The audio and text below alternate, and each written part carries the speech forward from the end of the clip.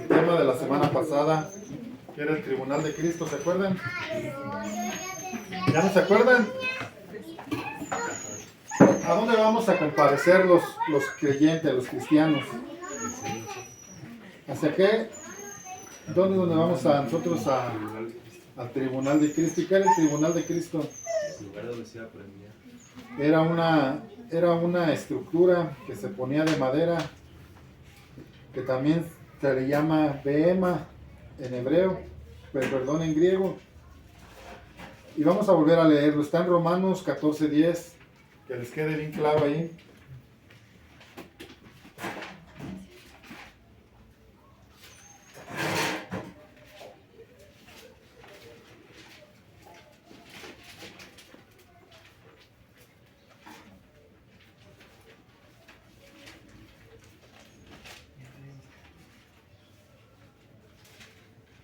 ¿Ya lo tienen? Léalo, por favor. Pero tú, ¿por qué juzgas a tu hermano? O tú también, ¿por qué menosprecias a tu hermano? Porque todos compareceremos ante el tribunal de Cristo. ¿Quiénes son todos? Los creyentes. Todos los que han sido lavados y comprados por la sangre de Jesús. Tenemos que hacer esta aseveración, ¿eh? Romanos 8:1 dice: ninguna condenación hay para los que están. Está hablando en un tiempo ¿qué? Presente. Está hablando en presente, no está diciendo ninguna condenación hay para los que estuvieron, no. Ninguna condenación hay para los que están en Cristo Jesús. No hay ninguna condenación para ti si tú estás en Cristo Jesús. No está hablando de una religión, no está hablando de una denominación específica, está hablando de una persona. Y cuando la Biblia dice que está hablando de que tiene una conciencia y un conocimiento pleno de quién es Cristo y qué enseñó Cristo. Y estamos siendo seguidores, discípulos, estamos siendo personas que estamos imitando el carácter moral de nuestro, ¿cómo se podría decir? De nuestra máxima expresión, que es Cristo. De eso habla. El apóstol Pablo da por hecho de que tú, si has sido comprado y lavado con la sangre de Cristo, no tienes por qué llegar a un lugar donde tendrás que ser condenado. Por eso dice: no se condenen ustedes unos a otros. Deja que Dios lo haga. Dios va a tratar con cada persona de acuerdo a su necesidad, de acuerdo, y lo va a moldear de acuerdo a como Él ha predestinado moldearnos a cada uno. No somos todos iguales. Entonces, que quede claro esto, porque luego se cree que nosotros enseñamos un evangelio light, o sea, algo, tú puedes hacer lo que tú quieras, tú puedes vivir la vida que tú quieras. Al final de cuentas, por haber recibido a Cristo, alguien decía esto hace unos días, por haber recibido a Cristo, por haber hecho una confesión de fe, ya eres salvo. No. Aquí no, lo único que nos garantiza es que no seamos condenados es si estamos en Cristo. Esa es la única garantía que tenemos de no ser condenados. Si estamos en Cristo. Y estar en Cristo es vivir la vida que Él nos invita y nos pide y nos demanda vivir. Esto es vivir en Cristo. Acuérdese, hay una lista ahí en 2 de Corintios, no recuerdo el versículo para no mentir, pero dice que ¿quiénes entrarán al reino de los cielos? ¿O quiénes irán a la presencia de Dios? No hay rey, ni los adúlteros, ni los fornicarios, ni los borrachos, ni los mentirosos, ni los afeminados, ni los que se echan con varones, ni nada, ninguno de esos. Entonces, no puede haber un cristiano que dice ser cristiano, pero que es adúltero. O no puede haber un cristiano que dice yo soy cristiano, pero es un fornicario. Acuérdate que los fornicarios no heredarán el reino de Dios. Entonces, tiene que quedar bien claro ¿Qué es vivir en Cristo? ¿Y por qué no vamos a ser condenados? Porque no hay ninguna condenación. Si la salvación es por fe y la salvación es por obra de Dios, o sea, es un regalo. Dice el apóstol Pablo que por gracia sois salvos. ¿Qué es gracia? Porque a Dios le plació a Lupe darle la salvación. Le digo, Lupe, yo te regalo la salvación. Le plació dársela a mi esposa, a Carlita, a todos. ¿Qué hicimos? Nada hicimos. Entonces, la semana pasada yo quería aclarar todo esto, pero pues por un motivo u otro de repente me voy por otro lado. Pero bueno, hay tiempo. Mucha gente me pregunta, o me han preguntado, oiga, ustedes, ¿cómo interpretan la Biblia? Hay, no sé, ustedes la enseñan como ustedes creen. Y tenemos que hablar de esto. Nosotros, bueno, al menos yo tengo entendido esto porque lo he estudiado por mi cuenta, que hay una ciencia cristiana que se le llama hermenéutica. Y la hermenéutica tiene varias reglas, por decirlo así. Pero dos son fundamentales. Y la primera regla de la hermenéutica es darle o tener la interpretación correcta de la palabra. ¿Y en qué nos basamos para esto? En dos cosas. Que todo texto, para entender un texto, tienes que leer el contexto. Y por ahí alguien añadió, porque si no, ya es un pretexto para enseñar lo que tú quieras, como tú quieras. Si tú quieres manipular a la iglesia, hay muchos hombres que desde el púlpito pueden manipular a la iglesia, enseñándoles cosas que aquí dice. ¿Pero es lo que realmente dice o es lo que yo interpreto? Entonces, esto es muy importante entenderlo. ¿Por qué decía la semana pasada que en esto se basa la iglesia de Roma para enseñar la doctrina del purgatorio? ¿Por qué? Porque no hay otro texto que se acerque más a lo que ellos dicen, por el hecho de que por fuego será probada la obra de cada quien. Entonces ellos dicen, esto es que vas a purgar un tiempo en el infierno, Dios te va a asar como un pollo rostizado, vas a salir de ahí y te va a mandar ahora allá a la gloria, pues, como dicen ellos, a la gloria. Entonces, yo he escuchado a un sacerdote católico sacar un texto de contexto y así de una manera bien sutil. ¿Y saben qué hace? Engaña a la gente. Entonces, para nosotros interpretar correctamente la Biblia tenemos que ir al contexto. Si no te queda claro con el contexto, tienes que investigar el contexto cultural y el contexto social de esos tiempos, de esa iglesia. Y miren, yo les voy a poner un ejemplo. Nosotros aquí en Morelia somos diferentes a Valle. Aunque hablamos español, aunque somos mexicanos, aunque tenemos los mismos rasgos, hay güeros, prietos y morenos allá también. Gracias, hijo. Entonces,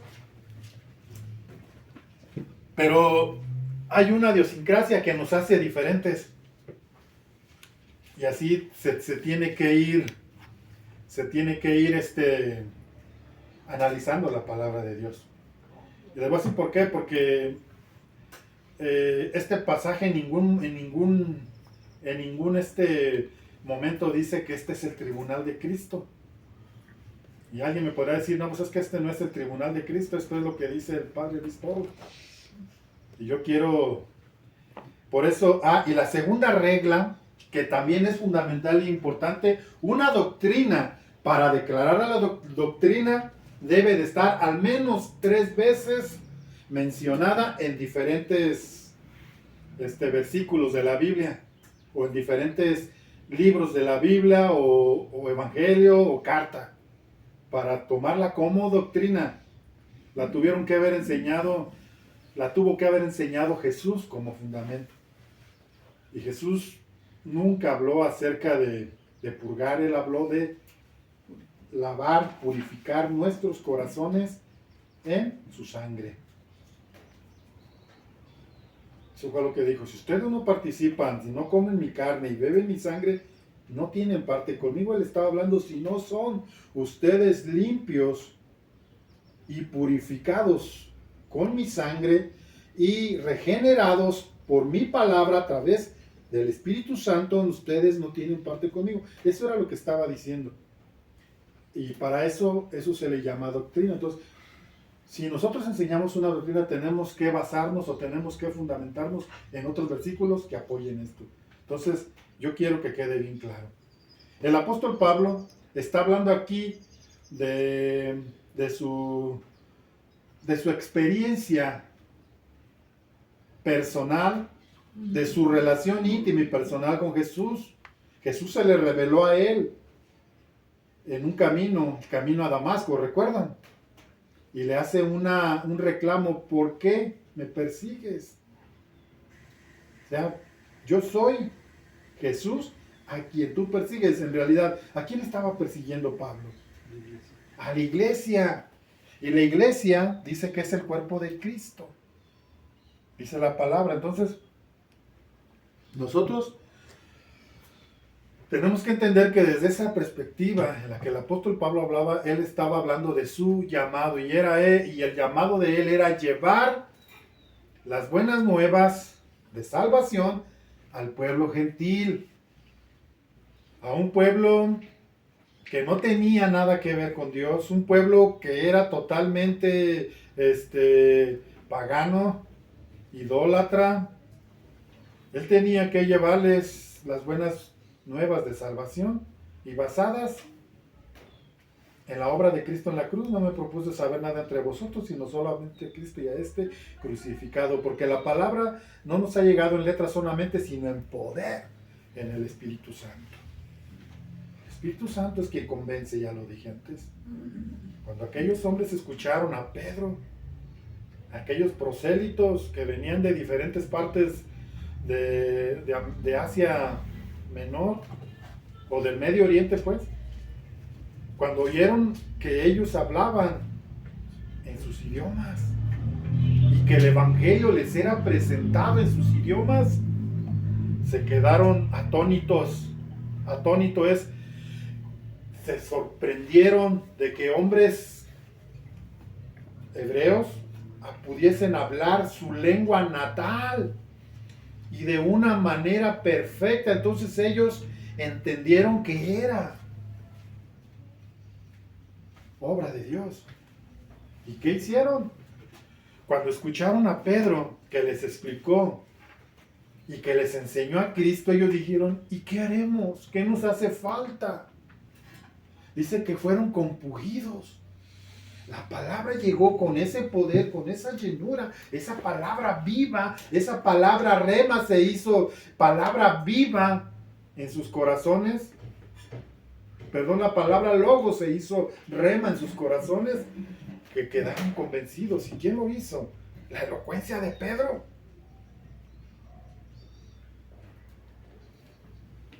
Fue porque fueron convencidos porque Pedro hablaba elocuentemente. No, Pedro hablaba lleno del poder del Espíritu Santo. Y el apóstol Pablo nos está enseñando desde su perspectiva cuál es la obra que Dios le encomendó y cuál era: poner el fundamento. Yo voy a poner un fundamento, yo como perito arquitecto, yo con la sabiduría que Dios me da, de acuerdo a su cultura, de acuerdo a donde ustedes se desarrollan, así el Espíritu Santo obra, y de acuerdo a eso, dice yo, todo es un idioma internacional, digámoslo así, por decirlo de alguna manera. La obra de Cristo en la cruz es entendido por todo el mundo, y es lo único que puede salvar. No hay otro fundamento, no hay otro nombre bajo el cielo dado a los hombres en quien podamos ser salvos, sino solamente en Jesucristo. Esto fue lo que enseñó el apóstol Pablo. Aquí está. Yo pongo aquí yo soy como perito arquitecto, yo pongo las bases. Pero mire, cada quien ¿Cómo? Sobre edifica. No es edificar, es sobre. Vamos a edificar sobre el fundamento de los apóstoles.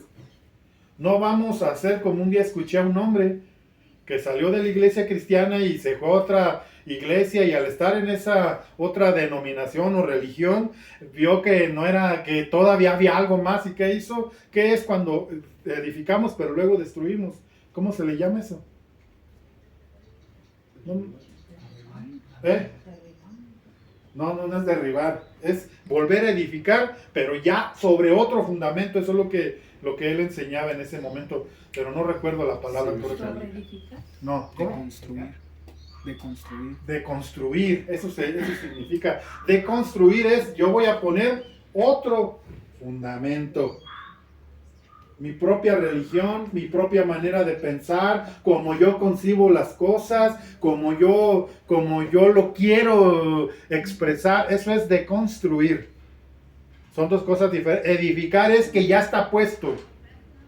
Ya está algo, ya es el fundamento, ya es lo establecido, pero de aquí para arriba yo tengo que depender de la guianza del Espíritu Santo para darle la interpretación correcta a la Escritura. Por eso les hablaba la semana pasada de una denominación. Una denominación es la característica de un grupo cristiano, porque debe de ser cristiano, fundamentado en Cristo, que le da énfasis a ciertas enseñanzas bíblicas. Ya hablábamos la semana pasada, los bautistas hacen mucho énfasis en el bautismo. Si no te bautizas, no vienes a ser parte de la iglesia de Cristo, no eres parte de la iglesia de Cristo. Los pentecostales, la obra del Espíritu Santo, que luego también se llega a caer en los extremos. Y así sucesivamente, los luteranos, los anglicanos, todos tenían una enseñanza que predominaba, pues, por decirlo así. Y eso, si el fundamento es Cristo, ellos, por ser Cristo, aunque ellos tengan una doctrina como fundamental o como base o como identificación, ellos de todos modos, si su fe es Cristo, son salvos. Porque solo en Cristo somos salvos. No podemos ¿cómo se dice? No podemos hacer nuestro solamente la fe. Solo los que piensan como el pastor Rafa son salvos. No. Nosotros también tenemos aquí una denominación. ¿Cuál es? ¿Qué es lo que más enseño yo? El Evangelio. Sí, el Evangelio, pero ¿en qué hago más énfasis en eso? En llegar en tener un arrepentimiento y tener el carácter de Cristo. Esto nos identifica, o bueno, por lo menos a mí, o bueno, es lo que yo creo, ¿verdad? A lo mejor usted dice, no, usted no nos enseña ni más paloma. No, que se crean. Podría ser así, o sea, esa es mi perspectiva, o sea, para mí esto es importantísimo. Entonces, porque aquel dice que es bautista y yo digo que hay o que se debe promover ser imitadores de Cristo, pues nos hace diferentes, ¿no? Porque la base, el fundamento no es lo que yo pienso, es lo que está escrito que es Cristo. Y si de ahí hacia arriba yo edifico, dice, en oro, en plata y en piedras preciosas, cuando esta obra sea aprobada por el fuego, porque no la puede probar otra cosa, el fuego es lo único que purifica. Cuando el fuego la pruebe, permanecerá. ¿Por qué? Porque el oro no es corrupto, no se corrompe, el oro siempre es oro. La plata igual, y las piedras preciosas igual, son elementos que no cambian. Pero si la obra de cada quien es heno, madera y hojarasca, ¿esto qué sucede? Esto se quema. Cuando es pasada por fuego, se quema. Y hablábamos acerca de dos situaciones que prevalecen a veces en las iglesias. Número uno es el legalismo. El legalismo es querer por tus propias fuerzas tú ganarte la salvación. Por eso hablábamos de la vestidura. Si tú no acatas lo que dice ahí, no eres salvo. Si tú no diezmas, no eres salvo. Si tú no esto, no eres salvo. Tienes que buscar tu salvación. Y la enseñanza correcta es que Cristo nos dio la salvación. No nos la ganamos. Él, por su misericordia, nos salvó, no por obras. ¿No por qué? No por obras de justicia que tú y yo hayamos hecho, sino por misericordia. Así nos salvó. Y cuando nosotros basamos nuestra enseñanza en la interpretación correcta de la Biblia, entonces nosotros vamos a estar enseñando oro, piedras preciosas y plata, y esa obra prevalecerá. Yo he estado, estuve en una iglesia donde se enseñaba esto, que la salvación te la tenías que ganar. Y ahí veía a los hermanos bien afanados, bien tristes, porque sentían que no llegaban a ese momento de sentir plenitud, de decir, ya soy salvo, me siento libre, me siento bien. ¿No? ¿Por qué? Porque siempre había en su corazón esa, ¿cómo se podría decir? Esa incertidumbre de lo lograré, lo podré hacer. Y ahí están los hermanos tristes, reprimidos. Cuando la palabra de Dios dice, nos salvó no por obras de justicia que nosotros hubiésemos hecho, sino por su misericordia, por el lavamiento y por la regeneración del Espíritu Santo. El Espíritu Santo es parte fundamental de nuestras vidas. Y acuérdense que el que no tiene el Espíritu de Cristo no es de Él. ¿Y por qué tenemos que tener el Espíritu de Dios? ¿Por qué tenemos que tener el Espíritu de Cristo? Porque es el que nos ayuda en nuestras debilidades. Es el que me da la fortaleza para resistir las acechanzas del diablo. Si yo no tengo el Espíritu de Dios en mí, yo soy presa fácil. Y entonces voy a querer ganar mi salvación en una situación de legalismo. Voy a querer yo por mis fuerzas agradar a Dios. Y yo nunca voy a agradar a Dios con mis fuerzas. Porque ¿qué es lo que ve Dios en mí? Lo único hermoso que hay en mí hoy delante de Dios es la sangre de su Hijo. Es lo único hermoso que hay. Es lo único hermoso que puede ver en mí, es la sangre de su Hijo. No es que yo sea el Señor que ando ayudando a todo el mundo, no. Es parte de, pero no voy a querer mi salvación ni agradar a Dios por hacer ciertas cosas, no. Eso lo debo hacer porque debe mi fe ser vista. Es por fe, no por obras. Entonces, aquí dice que estuve leyendo en un comentario, estuve buscando en estos días y encontré un comentario que había visto hace muchos años de esto. En el comentario de la Biblia Diario Vivir, que es un comentario, ¿cómo se puede decir? Confiable. Es confiable ese comentario. No tiene una denominación en particular. Simplemente es una interpretación general de personas que fueron colaboradores con los que hicieron esa Biblia. Diario Vivir, si usted un día puede comprarse esa Biblia, cómpresela. Es una Biblia muy, muy efectiva en el sentido, pues, de lo que trae, de los, ¿cómo se podría decir? Las enseñanzas que trae ahí. Bueno, entonces, hablaba acerca de lo que yo les decía la semana pasada, el tribunal de Cristo. El tribunal era un lugar, una tarima elevada. No estaba al ras del piso, era elevada. Bueno, ¿quién vio las películas de Ben-Hur? ¿Quién las vio? ¿Se acuerdan cómo cuando ganó los caballos, la carrera de caballos, él fue premiado con una corona de... No era de oro, de olivo. Sí era una corona de olivo. Bueno, ese era el tribunal y a eso se subían, nada más para recibir los regalos que Dios tiene para su iglesia. Y hablábamos de las coronas. Nada más es para eso, no es para condenarnos. Sí, se nos va a juzgar, pero no es una un juicio condenatorio, sino solamente es para ver hasta dónde estuviste dispuesto a servir, hasta dónde fuiste humilde, hasta dónde te esforzaste por hacer las cosas que Dios te pide. Era lo que decía mi esposa de aquel hermano bautista que me decía que por qué no lo ponía a predicar, y era un hermano que llegaba con los ojos rojos siempre y oliendo a aliento alcohólico, y yo le decía, hermano, ¿cómo lo voy a poner si usted anda ebrio? No, hermano, así Dios me usa. Dice, yo ando predicando por todos lados, así como ando. Y digo, no, hermano, acuérdese que la palabra de Dios dice que no andemos desordenadamente. Y decía, no, pero pues yo recibí a Cristo, yo ya soy salvo.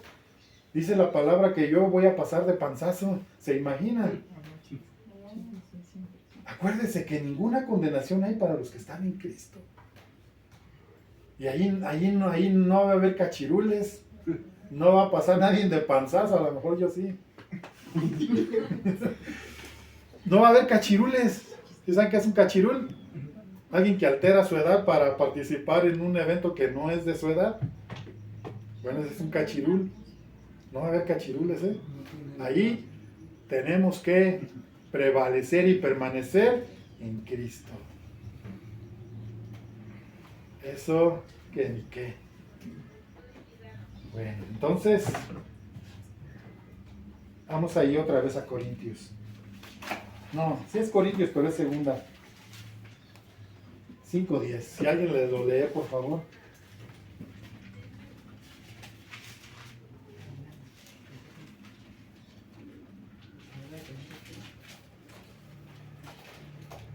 Porque es necesario que todos nosotros comparezcamos ante el tribunal de Cristo, para que cada uno reciba según lo que haya hecho mientras estaba en el cuerpo, sea bueno o sea malo.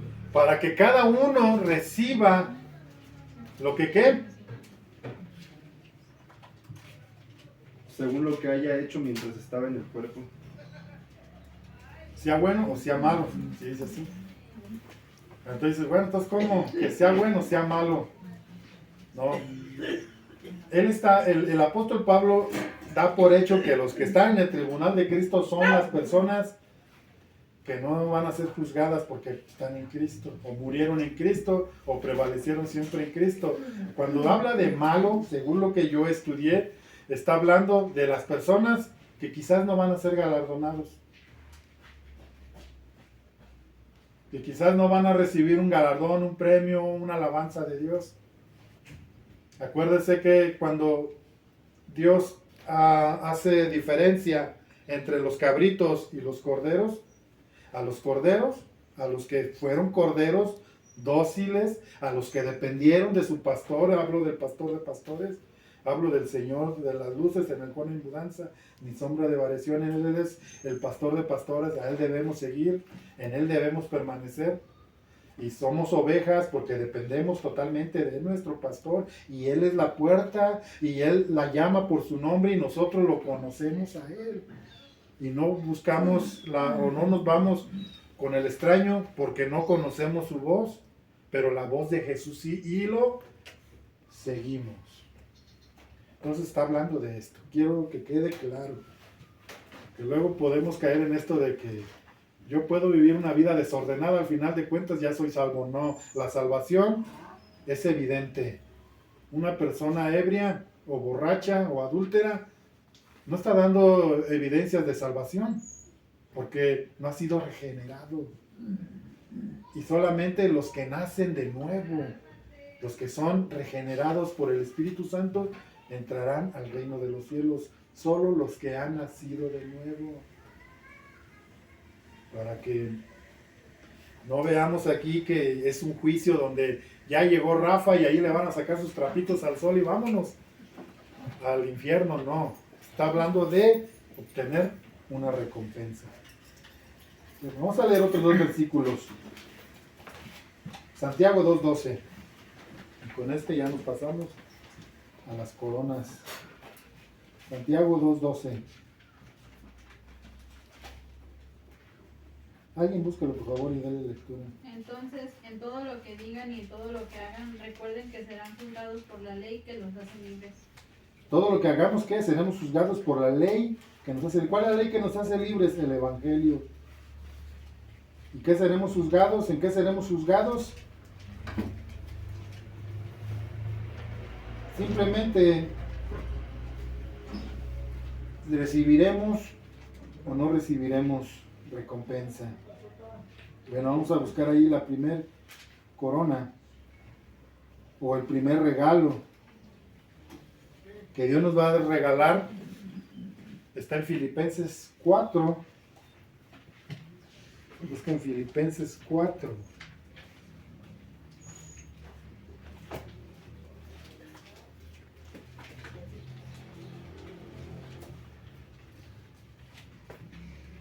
Si ya lo tienen, díganme. Amén. Pues espérenme porque yo no. 4:1.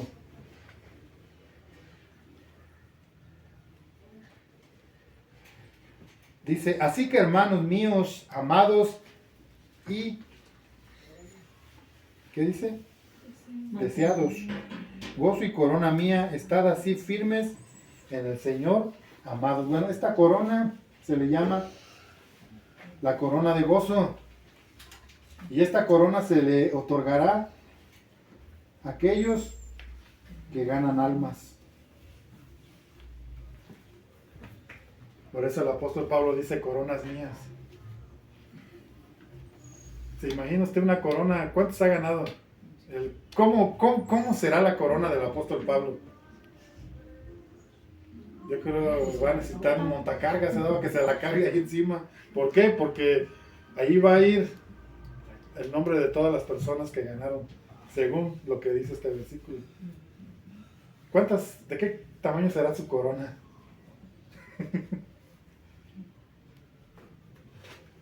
Va a decir, no, la mía nada va a ser aquí una tirita ahí, que dice aquí 2, 3 nombrecillos, y ya, bueno, qué bueno.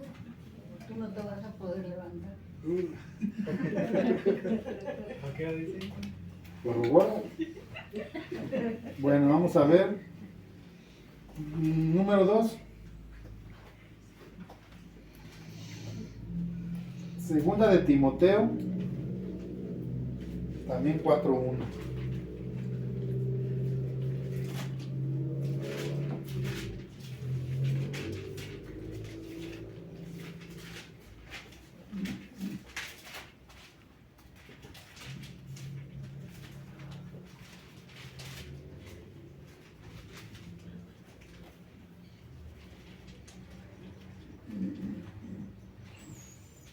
¿Ya están ahí?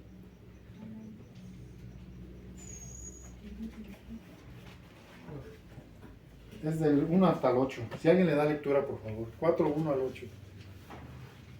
A ver, Kevincillo, ya que estás ahí. 4:1 al 8. Sí. En presencia de Dios y de Cristo Jesús, quien un día juzgará a los vivos y a los muertos cuando venga para establecer su reino, te pido encarecidamente, predica la palabra de Dios, mantente preparado, sea o no el tiempo oportuno, corrige, reprende y anima a tu gente con paciencia y buena enseñanza. Llegará el tiempo en que la gente no escuchará más la sólida y sana enseñanza, seguirán sus propios deseos y buscarán maestros que les digan lo que sus oídos se mueren por oír. Rechazarán la verdad e irán tras de mitos, pero tú debes mantener la mente clara en toda situación. No tengas miedo de sufrir por el Señor. Ocúpate en decirles a otros la buena noticia y lleva a cabo todo el ministerio que Dios te dio. En cuanto a mí, mi vida ya fue derramada como una ofrenda a Dios. Se acerca el tiempo de mi muerte. He peleado la buena batalla, he terminado la carrera y he permanecido fiel. Ahora me espera el premio, la corona de justicia que el Señor, el juez justo, me dará el día de su regreso. Y el premio no es solo para mí, sino para todos los que esperan con anhelo su venida. Esta corona es para aquellos que predican su palabra, que enseñan, que exhortan. Alguien podría decir, pues esto es algo solamente de los pastores, pero no. Esto es general. ¿Cuántos de ustedes le predican? Porque predicar no necesariamente es ponerte detrás de un púlpito. No necesariamente es estar detrás de un lugar o de un altar. Es compartir, es predicar. Predicar es que tú donde quiera que estás, predicas la palabra. Y no solo la predicas, sino que exhortas. ¿Qué es exhortar? Llamas atención o llamas la atención, pero aquí dice ¿cómo? Con paciencia.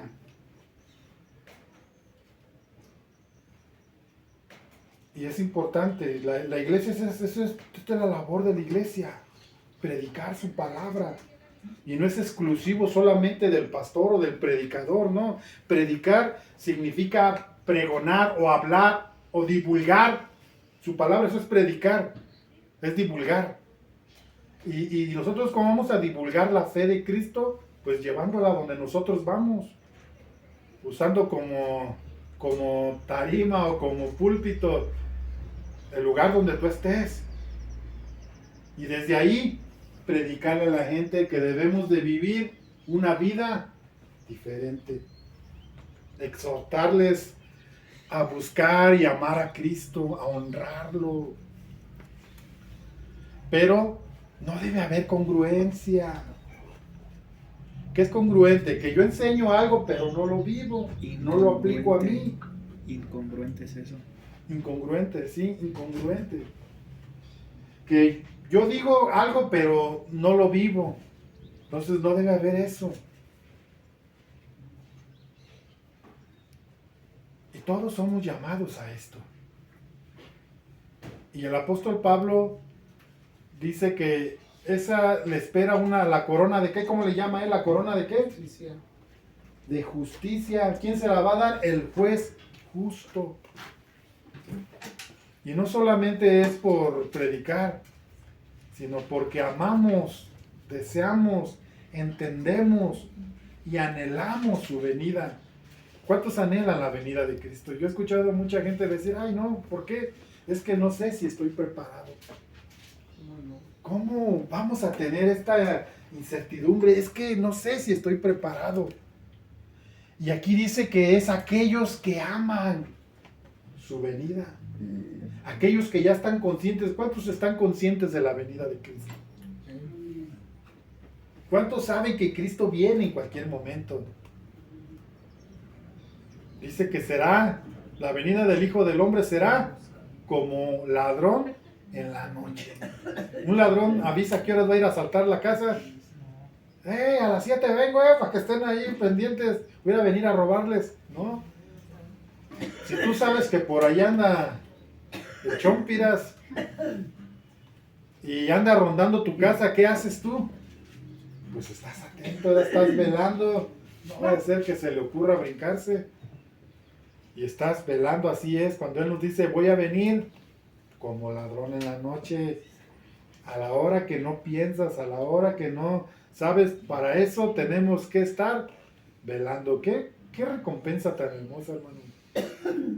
Yo cuando leo estos versículos y me acuerdo de esto, yo me imagino, miren, yo una vez hace muchos años, yo apenas comenzaba mi vida en Cristo, yo soñé que de repente estaba en un granero enorme, un granero grandísimo, y yo veía pura gente con vestiduras blancas y tomadas de las manos, y que yo andaba ahí entre ellos también, y que yo pues volteé y me veía yo también, me veía todo de blanco, una vestidura blanca, resplandeciente, y yo veía cómo todos los que estaban ahí tenían un gozo y estaban levantando sus manos, y pues como yo venía pues del mundo, yo, bueno, ¿a quién están adorando? Yo esperaba ver un Cristo, o esperaba ver algo, y no había nada.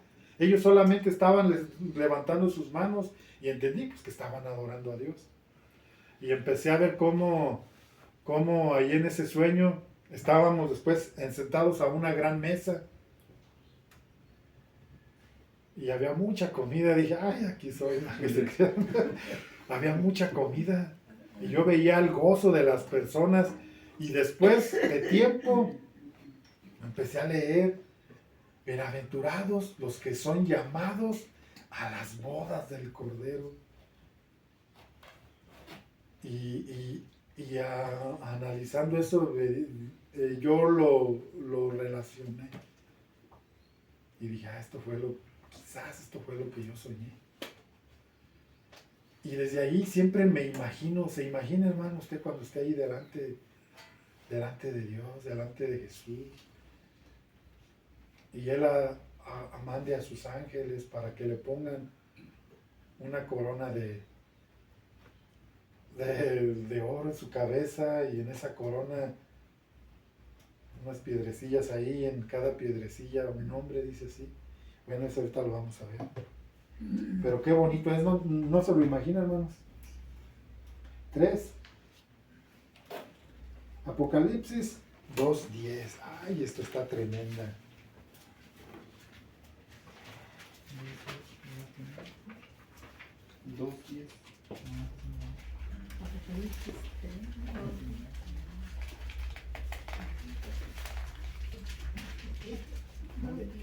Sí.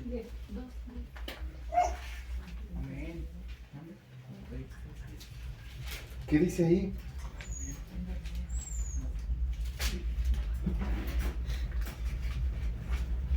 ¿No?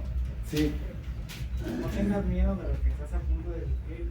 El diablo meterá a algunos de ustedes en la cárcel para ponernos a prueba y sufrirán por 10 días, pero si permaneces fiel, incluso cuando te enfrentas a la muerte, te dará la corona de la vida. ¿A quién les dice esto? Esto se llama la corona de la vida. ¿Y a quién se las va a dar? A los que sufren, ¿qué? No temas en nada de lo que vas a padecer. ¿Qué es padecer? ¿Alguien ha padecido por el nombre de Cristo? ¿Alguien ha tenido que ir a algún lugar y quedarse sin comer algún tiempo por amor a Cristo? ¿Alguien ha sido perseguido? ¿O ha sido golpeado? ¿O ha sido señalado por seguir a Cristo? A esto se le llama persecución. Y la persecución se hace o la reciben o la viven aquellos que abrazan el Evangelio y que lo abrazan de una manera sincera, no vacilando, no nada más cuando los tiempos son buenos, no, también está hablando, es el vivir una vida de fe en Cristo en todo tiempo y en donde nos toque vivir. Gracias a Dios todavía en este país o en esta ciudad por lo menos tenemos libertad de culto. La Constitución nos ampara. Y aquí en México nosotros tenemos libertad de culto, pero hay otros lugares donde están obligados a profesar solamente una religión. Y cuidado, profeses una fe diferente a la que te enseña el Estado, porque serás perseguido. Y hay países en el mundo donde el ser cristiano está penalizado con cárcel. Y en algunos otros países se van a los extremos. El cristianismo está penalizado con la muerte. ¿Se acuerdan cuando Estados Unidos retiró su ejército de Afganistán? Sí. Según ellos llegaron porque el régimen de los talibanes eran los que querían el control del país. Y los talibanes son musulmanes, pero musulmanes muy extremistas. Sí, muy ortodoxos, muy extremistas, totalmente extremistas. Ahí las mujeres no pueden usar un pantalón como lo usan aquí en México. Ellas tienen que estar totalmente cubiertas. Solamente lo único que una mujer bajo ese régimen puede enseñar son sus ojos. ¿Y sus ojos por qué, Ray? Es lo único que pueden ver, o es lo único que usted ve de las mujeres, los ojos. Porque es tan extremismo. Cuando Estados Unidos llegó y quiso capturar a Bin Laden y luchó contra los talibanes y logró replegarlos hacia los países vecinos como Pakistán y algunos a Bielorrusia, a Cachemira y otros países del norte del sur de Rusia. Ellos, mientras estuvieron ahí, había cierta libertad, relativa libertad, había mucho evangelio, llegaron muchos pastores, aprovechando que Estados Unidos estaba interviniendo militarmente allí, que les daba ciertas garantías. El día que el presidente de Estados Unidos, Obama, ordenó la retirada, ¿cómo se llama? El nuevo Biden ordenó la retirada del ejército de Estados Unidos, empezó una persecución bien tremenda en contra de los cristianos, los pastores. Había muchos pastores y muchos cristianos buscando por cualquier forma, cualquier situación salir del país. ¿Por qué? Porque estaban condenados a muerte. Se veía como en fotografías y hacían videos, a los pastores los colgaban en la horca y a los cristianos los mataban, los fusilaban, pues. ¿Y qué dice aquí? El evangelio es para valientes, hermanos. Y a nosotros nos da pena que nos vea el vecino con una Biblia, o que se den cuenta en la familia de que somos cristianos. Bueno, pues por decir en un extremo. Y estos con su vida. ¿Y qué les dice aquí el Señor? Porque es Jesús el que les dice, no temas en nada lo que vas a padecer. He aquí, el diablo echará a algunos de vosotros en la cárcel para que seáis probados y tendréis tribulación por 10 días. Sé fiel hasta la muerte y yo te daré la corona de justicia. Quizás digas, bueno, aquí está hablando específicamente de 10 días. Sí, está hablando a esa iglesia algo específico, pero cuando habla de persecución, habla general.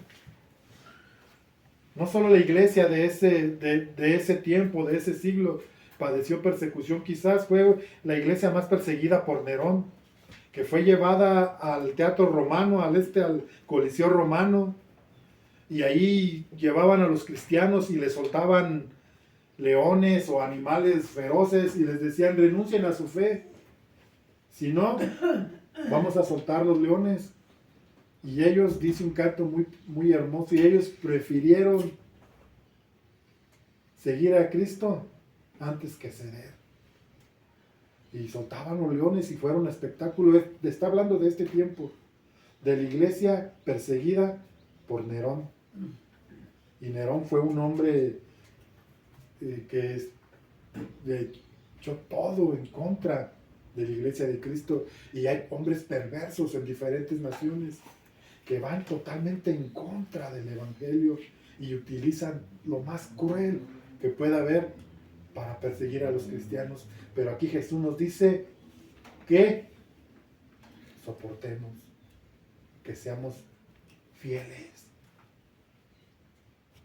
Y Él nos dará la corona. ¿De qué dice ahí? La corona de la vida.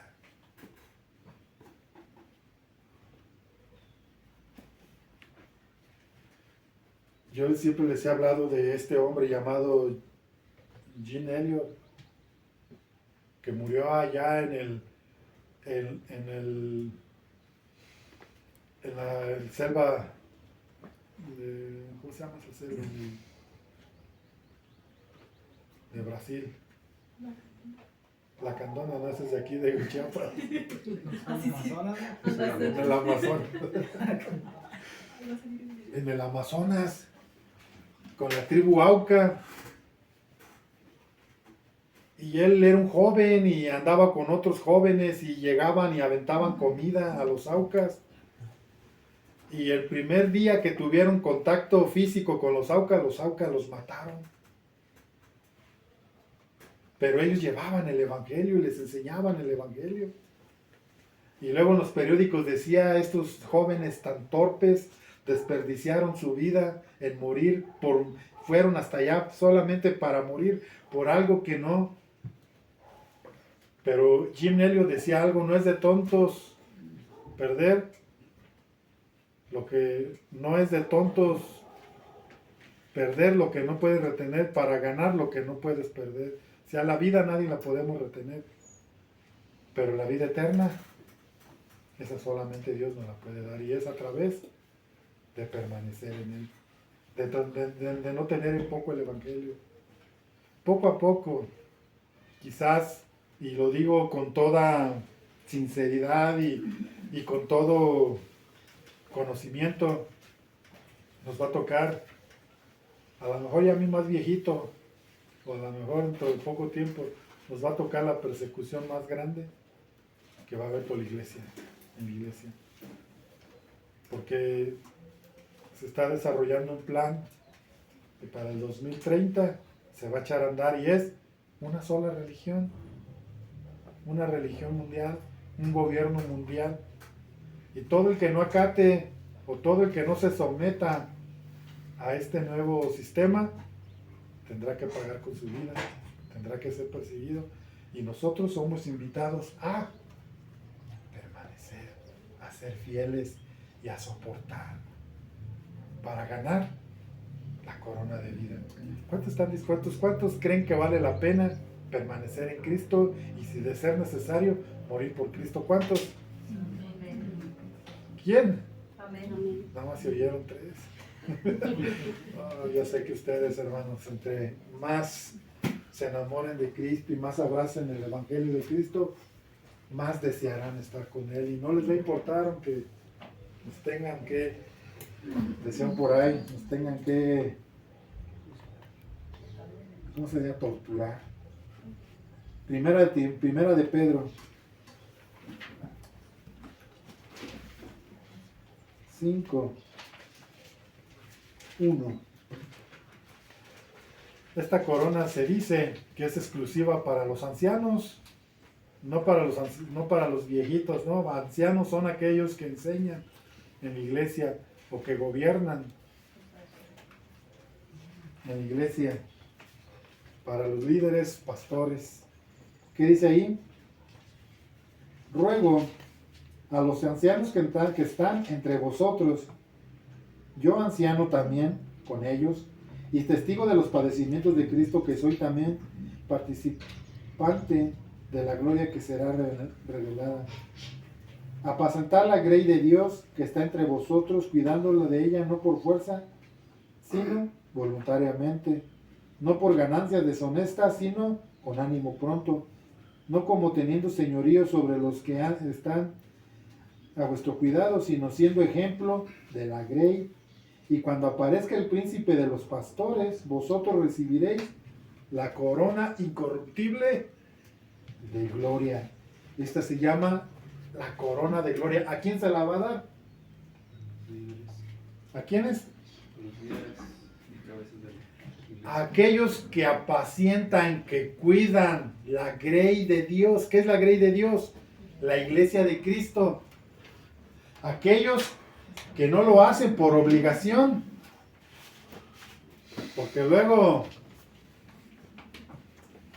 hay mucha gente que no lo hace por convicción, sino me siento obligado. Y también dice que es aquel que teniendo señorío, no, teniendo, a los que, bueno, déjenle otra vez porque no quiero decir algo que no. En el 52, apacentar la grey de Dios, en el 5.2, perdón, apacentar la grey de Dios que está entre vosotros, cuidándole con ella no por fuerza, sino como, no por ganancia deshonesta, sino con ánimo pronto. ¿Qué es ganancia deshonesta? No por la intención, no por el interés de obtener un beneficio monetario de la iglesia. O sea, Dios no le va a dar un premio a aquellos que están en la iglesia o líderes de la iglesia que solamente están haciendo negocio con la iglesia. O que están, ¿cómo se le llama eso? Se me fue la palabra. Lucrando. Lucrando, esa es la palabra correcta. no solo aquellos que están lucrando con la iglesia. Él habla aquí de los que lo hacen por amor. No porque les paguen, no porque, ay, a ver qué beneficio saco de los hermanos, eso no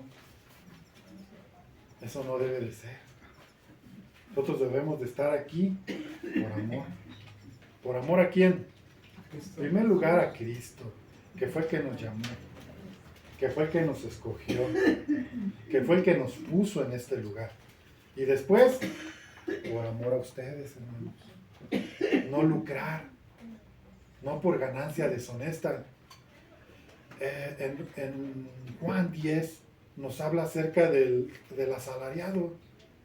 Es aquel que está en la grey o que está cuidando las ovejas, pero lo está haciendo porque percibe un salario. Y cuando habla de esto, no está hablando, porque hay iglesias grandes donde a los pastores se les asigna un salario. Y la Biblia también dice que el siervo o el buey es digno de su salario, el jornalero es digno de su salario. Esto es otra cosa. Pero estamos hablando de aquellos que son asalariados, que están ahí solamente por dinero, no están por amor. No están porque quieren cuidar las ovejas y les quieren enseñar correctamente, no. Están porque quieren dinero. Hace unos años atrás estaba platicando una persona con mi esposa y dice que dentro de su familia inconversa decían, oye, pues es buen negocio esto de ser pastor. Todos los pastores traen sus buenos carros, todos los pastores ganan su buen dinero. Y hemos caído en esto, que la iglesia ha venido a perder credibilidad. Porque sí los hay. Sí hay pastores que viven de la gente, no de lo que les da. Porque es correcto también. Por eso el apóstol Pablo hablaba de la ofrenda voluntaria. Que es voluntaria, no es obligatoria. Debe de ser por convicción. Es una forma de mostrar también mi fe, porque habla de una predisposición cuando dice cada quien de cómo propuso en su corazón. Y él habla que desde su casa debe haber una predisposición, no aquí estar luchando si lo hago o no. Eso debe ser una predisposición. Pero hay pastores que hacen mucho énfasis en el dinero, que priorizan el dinero. Y cuando caemos en esto, ya no estamos sirviendo a la grey de Dios por amor, ya lo estamos haciendo por ganancia deshonesta. Ya no estamos viendo al hermanito o a la hermanita o al joven o a la muchacha, quien sea, con unos ojos deseando ver a Cristo en ellos. Si nos estamos viendo a ver, mira, este es dentista, la otra es bióloga, por acá un ingeniero, por allá un comerciante de tortillas y un empresario, pues, por allá el Kevincillo, un doctor, otra doctora. Ya estamos así. Una vez mi tía Rita me dijo, ¿sabes qué, hijo?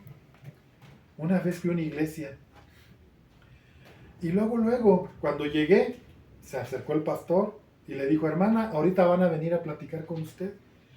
Y yo dije, pues bueno, a lo mejor, no sé, me van a dar la bienvenida o me van a hablar de Cristo, ¿no? Llegarle, pero oiga, hermana, ¿usted trabaja?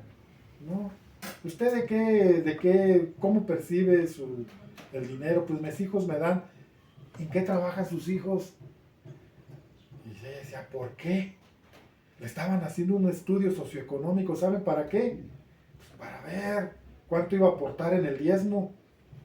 Y cuando anteponemos esto, hermanos, ya no estamos cuidando la grey de Dios por amor. Ya lo estamos haciendo por interés. Y yo estoy plenamente convencido. Una vez escuché a Chuy Olivares decir que se iba a ir de la iglesia de Dios, lo llamó a a tiempo completo, a dedicar su vida completamente a la obra, porque Dios lo estaba llamando como pastor, y renunció, y fue y le dijo a su pastor, y su pastor le dijo, bueno, está bien, dice, vamos a levantar una ofrenda. Y ya cuando la levantó, dice que pues era una iglesia grande, y el pastor era español. El pastor era español, y dice que ya cuando juntó, que él esperaba, bueno, pastor, y él esperaba pues que el pastor le diera su ofrenda, y un día pues se animó, güey, pastor. Y la ofrenda que levantó, ¿quién te llamó? Pues Dios, pues que Dios te sostenga. Es verdad, dentro de la forma codiciosa de este hombre, le dijo una gran verdad. ¿Quién te llamó, Dios? Pues que Dios te sustente. Yo les puedo decir que Dios sustenta, que Dios está con los que lo buscan. Entonces, esto es lo que está hablando aquí el apóstol Pedro. La corona, ¿cómo se llama esa corona? ¿Y a quién se la da? Corona de Cristo. La corona de gloria. Gracias. Número 5, ya para terminar, hermano, no sé ni qué horas son. La una. Vamos rápido. Proverbios 14:18.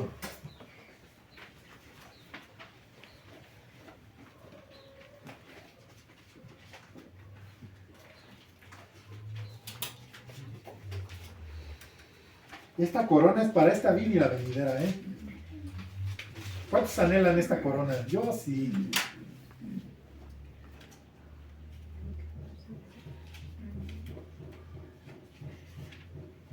¿Ya lo tienen?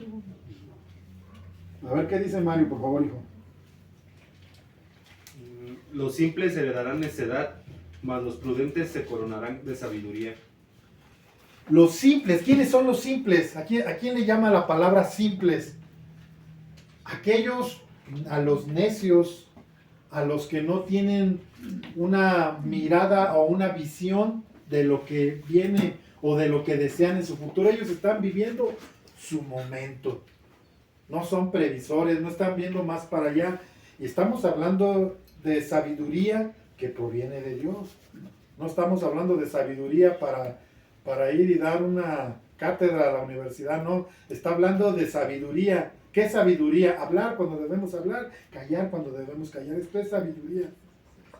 Saber llevar una situación en su momento. Porque a veces la gente confunde sabiduría con ciencia. Y la ciencia es otra cosa. La ciencia es conocimiento. Y sabiduría es aprender a sobrellevar el momento. Y aquí dice que para los simples heredarán necedad. ¿A dónde nos lleva la simpleza? A la necedad. ¿Y qué es un necio? Un necio es que se encierra en su yo, en su concepto y dice así es y así es. Pero más los prudentes se coronan ¿de qué? De sabiduría. ¿Cuántos quieren esta corona? Esta corona es necesaria. Y por último, Salmo 21.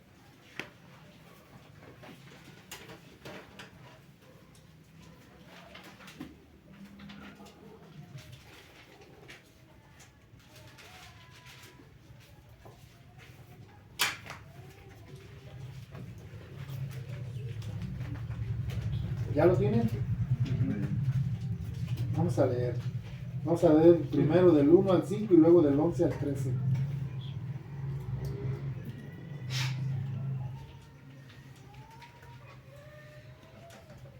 Dice, el rey se alegra en tu poder, oh Jehová, en tu salvación, cómo se goza. Y no le negaste la petición de sus labios, porque le has salido al encuentro con bendiciones de bien. Corona de oro fino has puesto sobre su cabeza. Vida te demandó y se la diste. Largura de días eternamente y para siempre. Guarde su gloria en su salvación. Honra y majestad has puesto sobre él. El 11. Porque intentaron el mal contra ti, figuraron y maquinaciones, mas no prevalecerán, pues tú los podrás en fuga. Tus cuerdas dispondrás saetas contra sus rostros. Engrandece Jehová tu poder. Este se le llama la corona de victoria. Son para todos aquellos que esperan en Jehová. Había una mujer, obvio, tenía que conocer la Torá. No le era desconocido el nombre de Dios ni sus proezas, las conocía. Pero ¿saben qué hizo? Puso en los doctores toda su esperanza. Hasta que un día escuchó a Jesús. Y era la mujer que tenía flujo de sangre.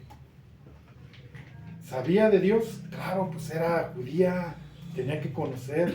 Sabía lo que había hecho con la viuda de Sarepta, sabía lo que había hecho con Rahab la ramera. Claro que lo sabía. Pero ¿qué le hacía falta?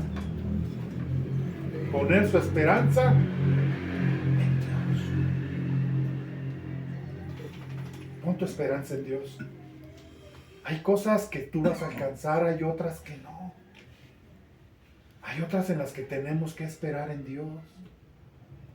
Él debe de ser mi esperanza.